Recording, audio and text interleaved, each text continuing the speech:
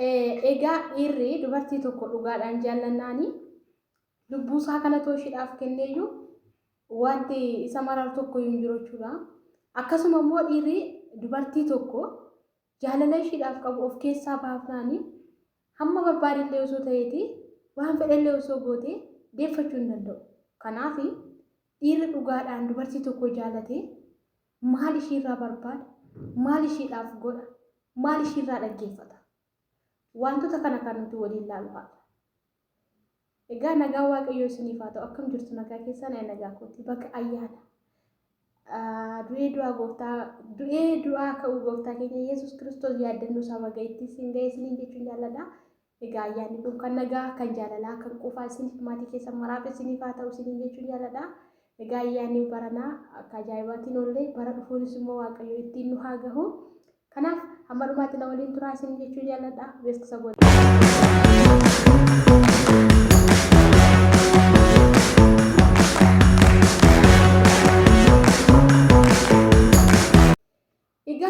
Dhiirri dubartii dhugaa yookaan jaalala dhugaadhaan jaalatee wantoota dhiirri dubartii jaalala dhugaadhaan jaalate ishiidhaaf godhu.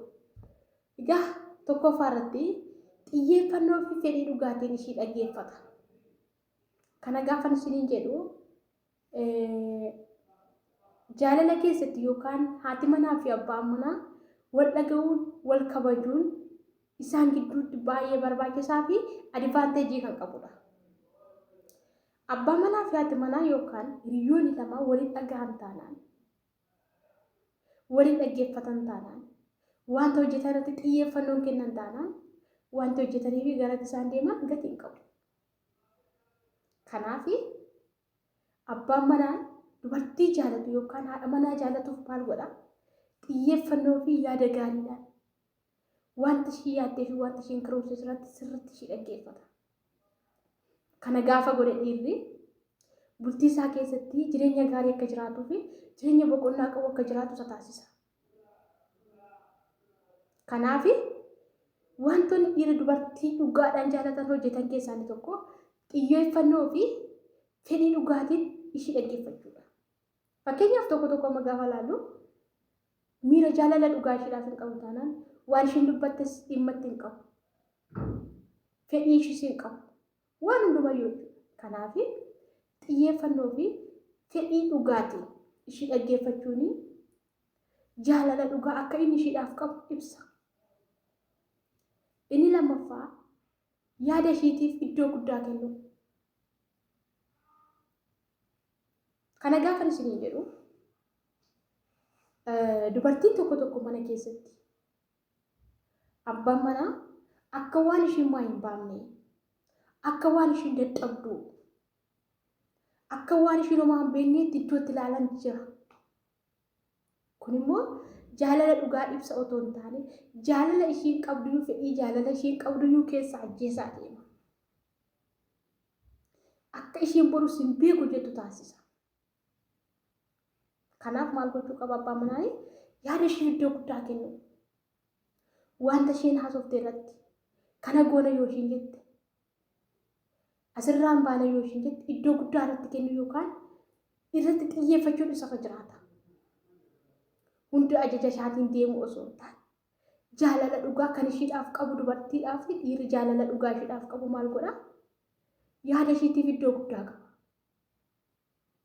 Kuni wantoota dhiirri jaalatan dhiira dubartii jaalataniif godhanidha. Akkanuma inni sadaffaa waadaa ishii kabajuuf. Waadaa ishii kabajuuf. Kuni namni tokko jaalala keessatti yookaan gaafa jaalala jalqabaa walitti dhufanii namni haga harka isaa ishee geeffatuutti waadaa kan gashisiisu jira dhiirri. Erga waadaa gashisiisee ka'ee booda immoo maal godhame? Maal la goote maal an gootu jedhee yaaduu danda'a. Kuni waadaa galuun miira jaalalaa ibsa osoo hin taane jaalala dhugaanii lapheedha. Waadaa galanii kakataniif miti. Garuu warri waadaa galanis jaalala dhugaa keessatti waadaa sun sirriitti kan eegan jiru. Waadaa sun akka ilmootti waan hunduma caashisanii kan ilaalan jiru. Kanaaf dhiirri jaalala dhugaa si jaallatu waadaa siif gale siif kabaja. Jecha arrabaan sitti dubbate siif kabaja. Kuni miira jaalala dhugaa dubartootaaf qabaniiti. Miira warra dhiiraa jaalala dhugaa dubartootaaf qabaniiti. Jaalala dhugaa ishiidhaaf hin qabu taanaan wanta waadaa ishiidhaaf eeguusiif hin qabu. Wanta yaada ishee irratti xiyyeeffannoo godhuufis hin qabu. Wanta fedhii fi dhugaadhaan ishee dhaggeeffatus tokko hin qabu. Kanaaf miira jaalala dhugaa ishiidhaaf qaba taanaan wanta ishiin hojjettu hundumatti itti gammadee wanta ishiin gootu hundumatti fedhee itti boqotee isinitti dhiira hamaa duuba dubartii jabduun akka jirtu hin dagatina. Kanaaf inni arfaffaa walii galuu dadhabuu keessatti illee miira tasgabbiitii yookaan garraamummaadhaan ishee dhaggeeffata. Namni akkamii dhiirri dubartii jaallatu dubartii jaallatu walii galuu dadhabuu keessatti illee miira garraamummaatiin ishee dhaggeeffata. Kun maal ibsaa? Jaalala dhugaa akka isheedhaaf qabu. Fakkeenyaaf yeroo tokko dhiirri tokkoof dubartiin tokko gaafa wal lolan innis akka wanni yoo ta'e ishiinis akka malee yoo taate kufaatii fida yookaan wal dhabdeen gidduu isaaniitti akka baay'atu taasisa. Garuu gaafa abbaa manaa fi haati manaa wal dhaban yookaan inni tasgabbaa yookaan isheen tasgabbooftu yoo taate miira isaan gidduu jiru sun wal dhabdee gidduu isaaniirraa hiikamuu danda'a. Sababni isaayyuu isheen yaada garraamummaatti yoo dubbatte yookaan inni yaada tasgabbaa'aadhaan yoo dubbate ofitti deebi'uu dandeessi yookaan ofitti deebi'uu danda'a. Kanaaf dhiironni dubartii dhugaadhaan jaallatanii maal godhu? Waliigaltee dhabuu keessatti illee garraamummaadhaan ishee dhaggeeffatu. Inni shanaffaa daangaa fi iddoo dhuunfaa ishee kabaju. Kana fakkeenyaaf kanarratti waan tokko siif fudhadha. Kun namallee saalfachiisu. Maadha seetan dubartiin ji'a ji'aan marsaan laguu itti dhufa yookaan pireediin.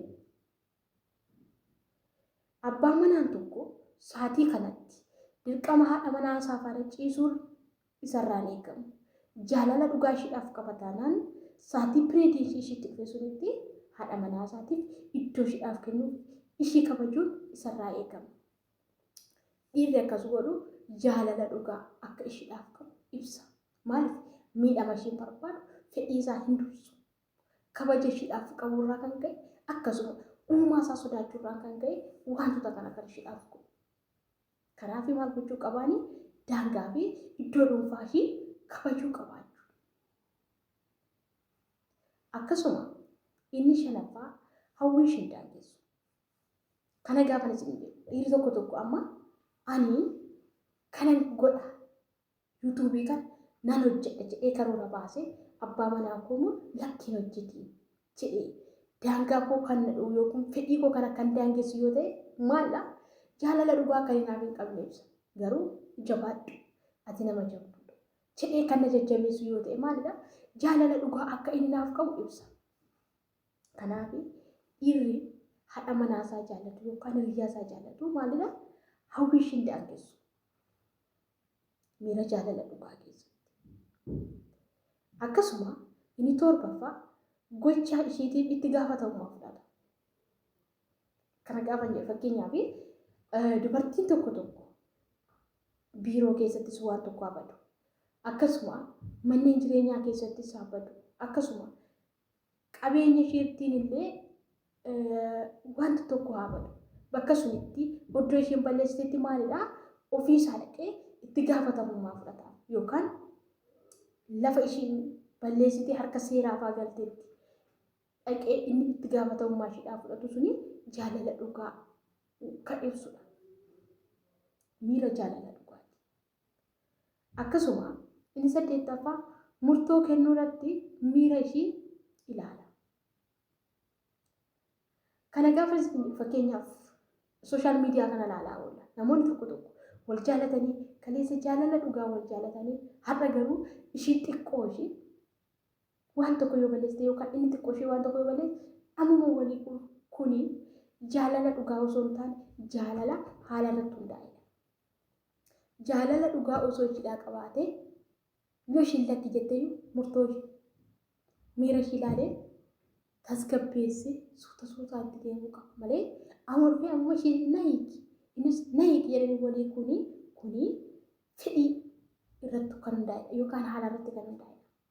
Kanaaf viidiyoon har'a kan fakkaata.